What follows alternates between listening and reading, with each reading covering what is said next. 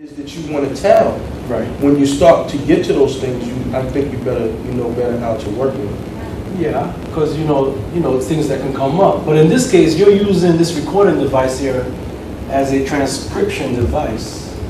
That's the way I see it. You're transcribing the mood of the person, what they're saying, where they're coming from, their motivation, their interest, and all of that. But it's up to you as a camera person to say, well, what's essential to this interview? What am I going to extract out of this? What is the essential shots?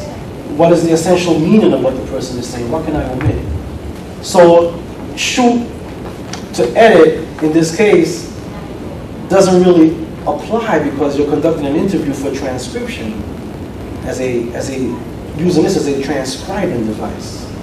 So it's not apropos to actually the question because you're using it for something else that you might want to critically analyze in the long run. So you want every bit of that footage. There's nothing wrong with that because it's a straight up shot. It's not for aesthetic value or nothing because the person's life might be on the line, right? In terms of how someone else might analyze what you just transcribed or shown.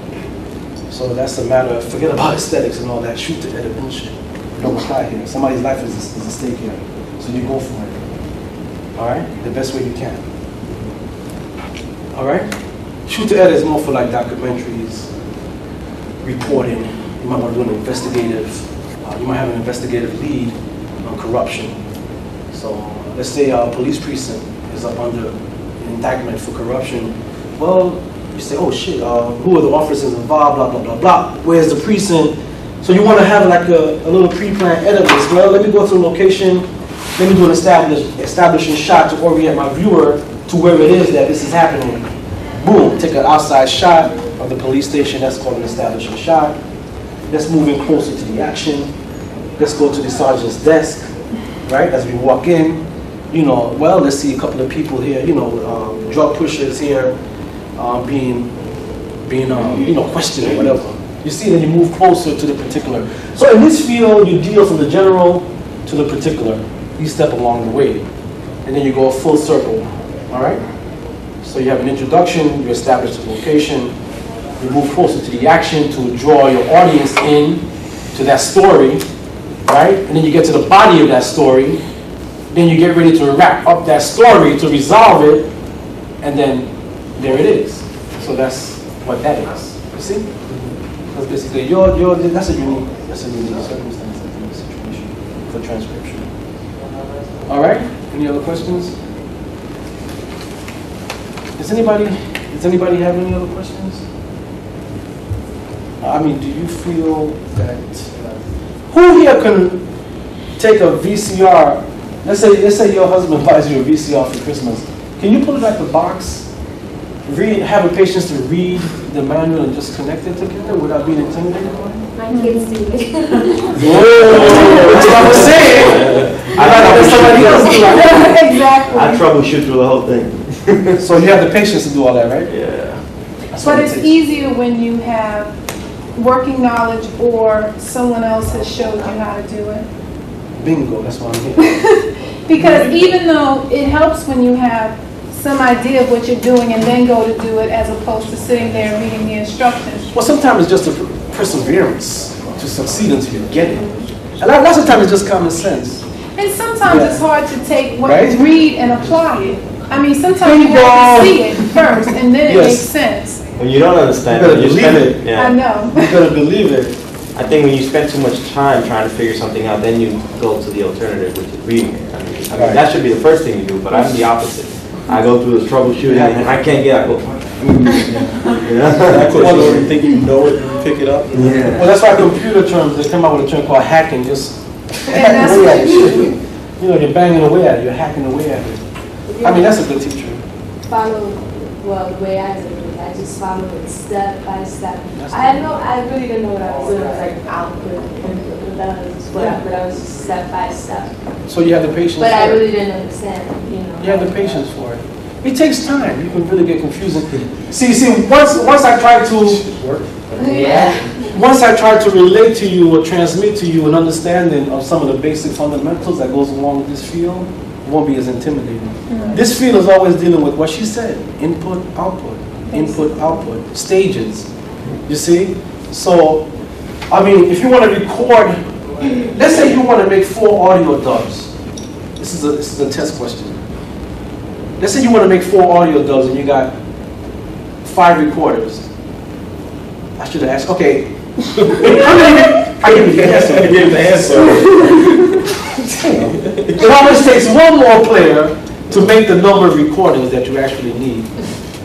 Yeah, So you need one to play and then the others to record. That's it. Okay. That's it. So if you want to make 4 copies, how many record players, how many VCRs do you need? You need 5. You need 1 more. So that becomes a player, or what they call the source. You're going to be hearing these terms when you edit. Player Oh, and that's source. just like when you dub from one VCR to another. That's what it You're only is. making 1 copy, but you have 2 VCRs. Precisely, so it's always 1 more. So for 1 recording, there's 1 more player. Right. For 4 recordings, 1 more player. So it makes sense, because 1 has to be the original one. All right? I think with this, the reason why people don't understand it is because they can't apply it to everyday life. And once you do that, the mystery sort of dissipates. Well, electronics is very intimidating.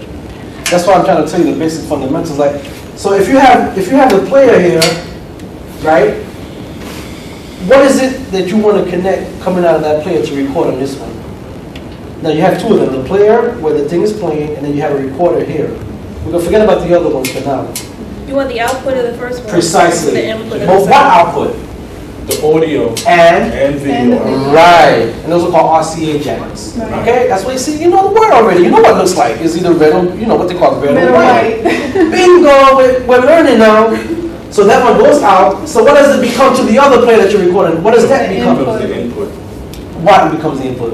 Audio The and? audio and video. Now, out of that one is what? Out, And the out from that. in, out, in, out, in. You see that? You see what's happening? One has to become the out and one has to become the in. It really can't be both at the same time. All right? Unless you're bringing this, unless you're what they call looping it. You know, you're using this one to loop to this one, to loop to this one, to loop to this one, and then copy it. But usually what happens when you're doing that is that you get signal loss. So in this field, they deal with amplifiers, preamps, preprocessors. All right? You want to clean up the signal, you connect the interface. So in essence, what they do is you have a VCR. I think I might need the easel. You have a VCR here, and then you have a process. No, not now. It's too late. And you have a processor here that might enhance the signal. Okay? And then you have the other VCR. So what you're looking at here is a VCR, something interfacing it to enhance the signal that goes into it.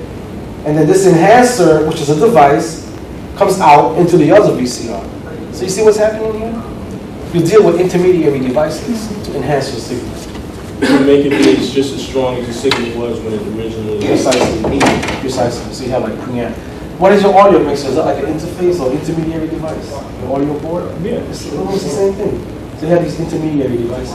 And that's where the intimidation comes in this field. Use interface, intermediary devices like switchers.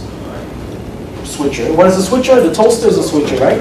It's a television special effects, character generator, you know, multi-switching capabilities of cameras and VCRs. So that's another intimidating device. In the amateur radio, they call it an AB switch. They use the word AB here too. Oh, yeah. But in that case, you're switching between devices. Same thing here when you do editing. You call it AB roll or AB straight cut.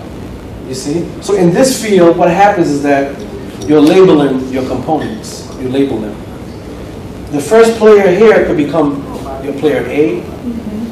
The second one could become your players B, C, D, and so forth. You get me? So you label things, so you don't lose perspective. Okay?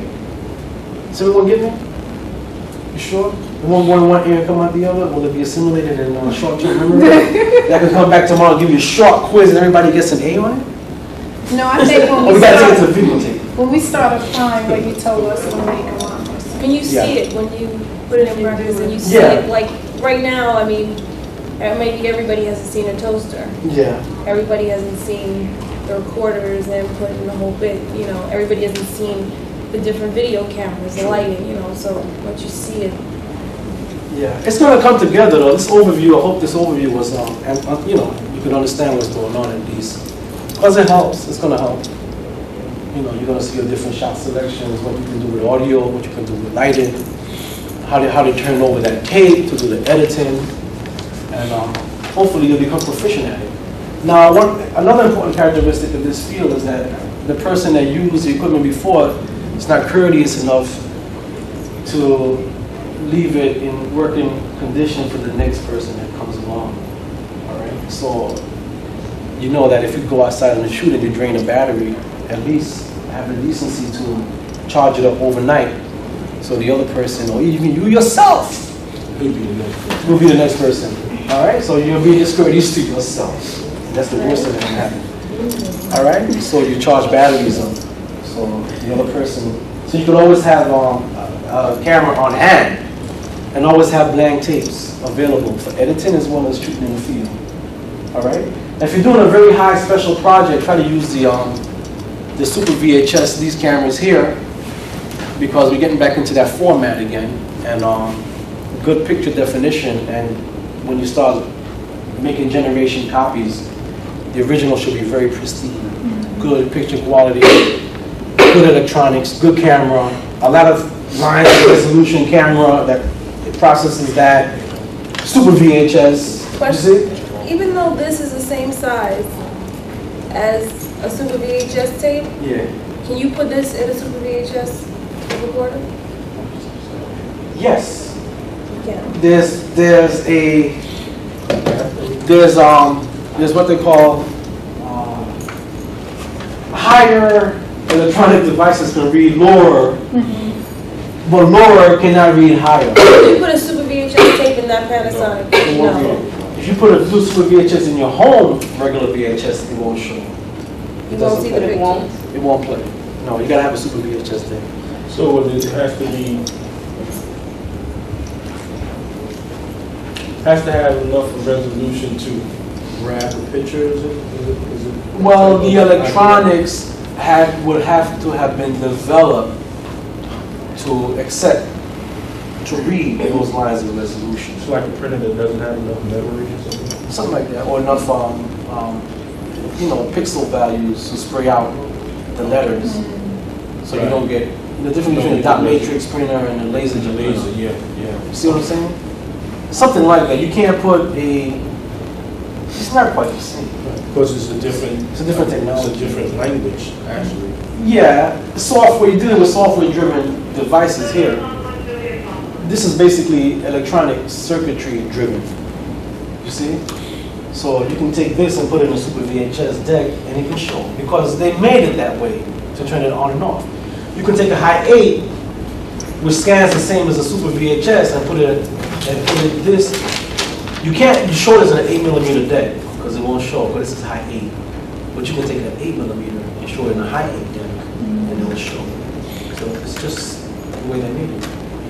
What like that camera is Super VHS. No, that's a high 8. That's a high 8 camera. Yeah. Now, another important characteristic of this field, from that idea in question, is that some more sophisticated cameras have outputs. And we know what outputs are now, don't we? We're sending signals somewhere else. So guess what? We can take an output signal that's processing in. We don't even have to treat it like a camcorder anymore. What's a camcorder? Where you have a VCR attached to the camera. So that's this size high 8 camera. You can either record from the camera itself, or guess what? You can dock it. That means send the signal out to another tape deck of any format, which makes it so beautiful. You see? So you're saying, say there's no tape in that camera. Mm-hmm. If you have it hooked up to like a VCR that's in there, that's a Super VHS, you can record on that. Yes. It's just coming in from there. Right, the information is being recorded on the lens. So you don't even using the camera portion Of it. and not the VCR. The VCR Right. could be some other VCR. Right. Okay. Is that what you're doing now? Yes. Romel is recording in the back. Okay. You get me? So because of the camera, you have a better quality that you pick Yeah, up. because see, the electronic, remember we talked about pixel values or picture elements and lines of resolution? Right. They make the optics and the lens for those cameras that it can process the image of you every single detail of you, every little dot that makes you up. Saturation, light, hue, what they call prominence, the color, luminance, what's lighting you up. And every single detail is like it's coming through the optics electrically. It's making an image of the real world. And then you can send that every single value into another format. So if you have a camera that's processing like a lot of lines of resolution, you want to have your deck with almost that same capability. You don't want to send that output to a regular VHS tape. I mean, it's going to look pretty good. But what's the purpose? But what's the purpose if you don't have a super VHS or a high quality tape? You see, you're defeating the purpose because the camera is boss, takes care of it. This, it's just to get the job. It's good for training, it's good to get the job done, capture footage with it. But okay, if you record on that, can you dub that to a Super VHS? Yes. Will the quality of it be better? A little bit. So Which is you amazing. can improve the quality of just one of these tapes to a Super VHS. You can improve the quality even though it was poor quality going through that. You could probably enhance it 3 degrees up, 3 percentage points up, which is not much. Right. So get some Xerox copy or something, and sometimes you put it on like that big Xerox, makes it a and the better actual copy. copy is better than the original. Right. Yeah. Just by a little bit because of I guess, the picture. It could be Well, I don't know how those work, Yeah. but it gets a better view of the image on that machine than whatever machine actually made the original image. Well, that's why that's why video technology is being digitized more and more, because you're probably dealing with a copy that's digital. It's probably digitizing an image and enhancing it. So you see why digital is so important. It enhances things. Yeah, CDs, all that. So basically, it all goes to the original recording tape, transferring that to what they call a rough edit. Let's say you just did a shoot, right? You coming in here, and you got a deadline for tomorrow, right? It's usually the case, isn't it? And you got to make a story out of it. You got to put titles underneath the person's name. You got to come up with an introductory title page, who produced it, who directed, what date it was done in. So you take the captured footage, the tape, and then you transfer it to a Super VHS tape to do maybe what's called a rough cut edit of all the essential shots that you would need. Because you don't want to transfer everything unless it's your wish, And then, you see what I'm saying? You know what's happening, right? You see what's happening? You just shot something and you're going to transfer it, and then you're going to put away the original in the same place until the project is finished. And you can probably, if you want, you can recycle that original tape if you want. It's up to you. So that's basically it. What time is it now? 20 minutes to 12. Where do we go from here? What do you want to do from here? Any questions? I'm here to answer questions on an overview. I have a question. I think you're going to go to the equipment. The cameras. I can smoke in here, right? No. You gonna find me? You can't. We'll get a cop to arrest you and then defend you. I have a question. Most of what you've been saying about filming is saying that you have to have a plan, which I think the nature of the taping that goes down in the office is quite the opposite. It's just going out, instead of knowing what the story is, figuring out what the story is through your camera. So what skills do you need to develop to sort of be able, sort of whatever everyday Don't, but in this particular case, don't take it for law. That you, remember I was saying that you don't but really... it just helps, right, to know where you're going. It helps, well, put it this way, you're going to have to know the nature of what you're dealing with anyway. So that's a plan in itself. Someone calls you for a case where somebody just raped somebody, and you ask questions. Okay, what time did it happen? Can you give me an approximation? How many people were involved? The location? Who's the person? Background? We may be interviewing the person who was raped, right? We may want to hear their story, but not use all the information that they've given us. That's what Daniel was saying. Right. So. Well, then this is something that's going to happen as it occurs. You know, I mean, it's a scenario that is new to you. It's a random thing that occurred. You just been notified of it, so obviously there's no way that you can plan for this. No, but you still bear in mind the fact that you're defending the client, and you still bear in mind that you want something to help the case and stuff, so you still have some kind of... You have an overall what? Method of attack, how you want to attack this. Yeah, it's here. I mean, you know from experience, right, how to deal with that. I mean, through pencil and paper, I guess, and maybe audio recording. So there's really nothing that's really planned out per se, like documentary footage or a report that you have time to prepare. This is something that happened at the spur of the moment, so you're going to have to be very creative in, you know, your line of questioning, and, you know, how you want that shot. So it's more so in the questions that you ask in a situation like that. Well, then you don't know what you're going to get. You don't know what answers you're going to get to the question. I guess that's where editing is important then, because when you take over... That's where post-production comes in. When I mention shoot to edit, when you're actually shooting a subject or an event, is that those are the aesthetics of that, you know, in terms of what shots to use from what angle. Obviously, if you're going to be interviewing a female rape victim and the person doesn't want to be seen on camera, then you're going to have to find ways to silhouette the face of that person. You know, either you can shoot them in the dark to get the audio, or shoot them at an angle, and then the rest can be done in post-production when you come in here. You can distort the image even further, or you can just maybe alter the sound just a little bit. And how you alter sound? By going through what? The sound mixer. You see what I'm saying? So you see how these things come into play? So there's really no set plan that you have. It's just, in this field they have terms. There's a term which is ENG, and that stands for electronic news gathering. Electronic what? News gathering. Okay. And then there's EF,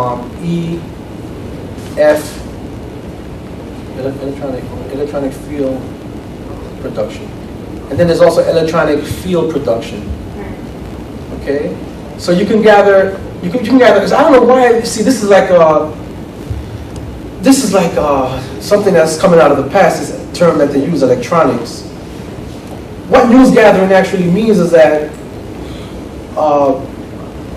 you could randomly select footage from different parts of New York. Maybe you might want to put something together, but you don't know yet how the pieces are going to fit together.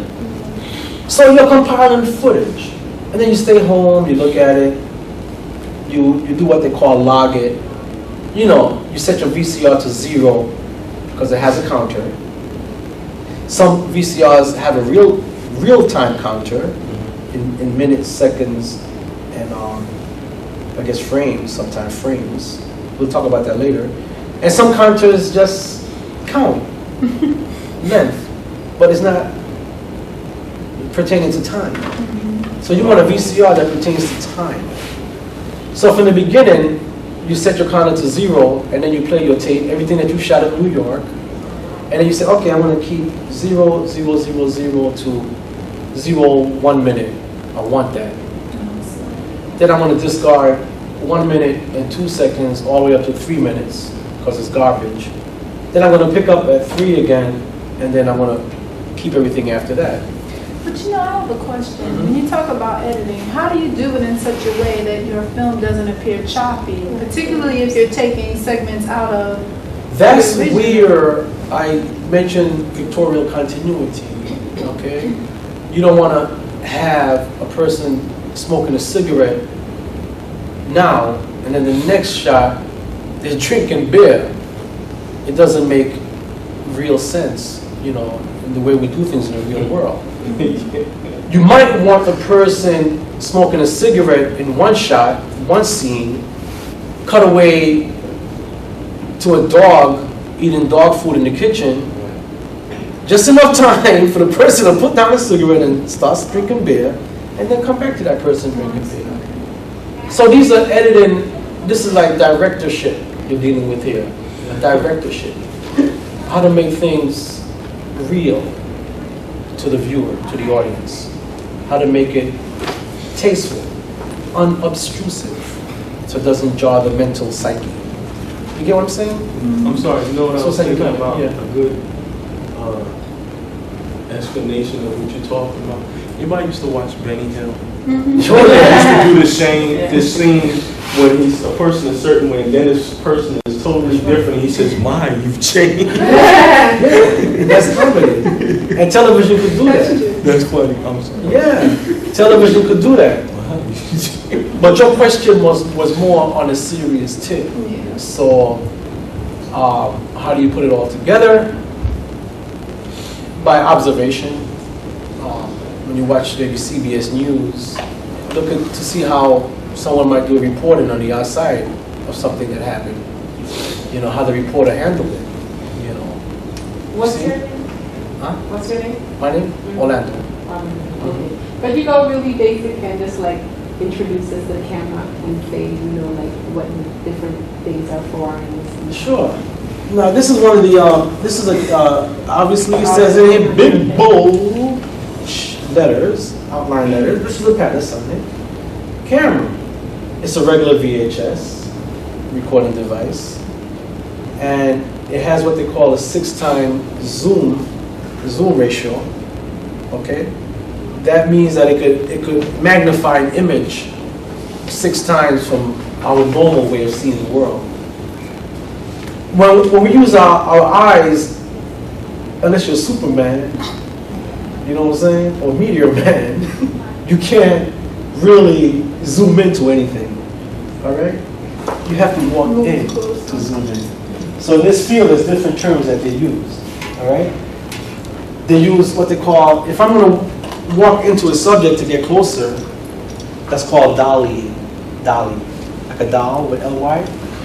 So usually they have dollies on wheels, on tripod wheels, okay? And you can just move a subject in. Or you can dolly with handheld. I'm dollying in, okay? All right. So zoom, these cameras are made with automatic zoom motor. It's a motor that brings the lens closer and closer. So the lens is going through electronic mechanism and optics is going towards the subject by a ratio of 6 times. Some cameras have a ratio of 12 times to 10 times, which is closer and closer the further you are away from it. So they call them zoom lens, all right? You zoom in or you dolly in, all right? So it's an advantage to zooming in because you could be, you know, you could be like, there could be a nuclear disaster at a power plant and you want to be 3 miles away. So you want to have 100 to 1 zoom capability. You see what I'm saying? But I ain't going in on radiation material now. Okay. How do you tell the difference from the regular VHS, super VHS, and the other one? Okay, and some cameras have SVHS that can tell you that. These tapes have them too, so you can tell from that. Okay. SVHS, super. This one doesn't really tell, well, over here, it can tell you it's a VHS.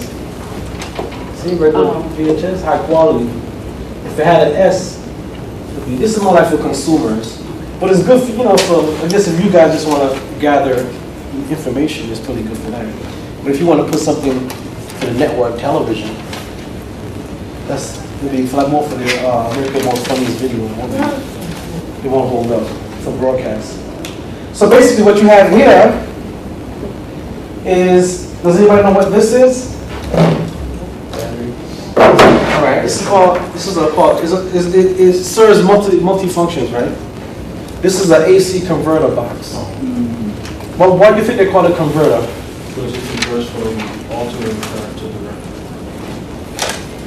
Is that true? Let me think a second. To a certain degree. But what that does, it steps it down. Convert, what does convert mean in English? Change. Right. So, I hope none of you is intimidated by electricity. We use it every day. You shouldn't be. There's nothing scary about it. There's 120 volts coming into here, right? Alternating current. At a frequency of 60 cycles per second. Okay? So that's varying like this. All right? So this is a converter box. This is what they call a step-down transformer. It steps down the 120 by a factor of 10 or 1/10 to 12 volts. So these cameras operate with low voltage, thus batteries. So this thing has devices where you can actually go DC on it, right? You can go DC on it, or you can convert, this thing converts it down 1/10 of the magnitude, all right, or the amplitude. And then you can just either go AC with it, and then this device here, right, fits in the back to give you juice, okay? So you can either have it like that, or you can run it across. Well, I'll show you different techniques so you won't, disengage a cable by accident. That device is called a what converter? Alternating current, or AC for short, converter.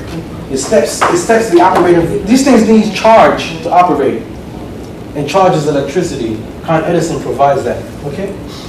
So I did power distribution at Howard, so I'm into power as well.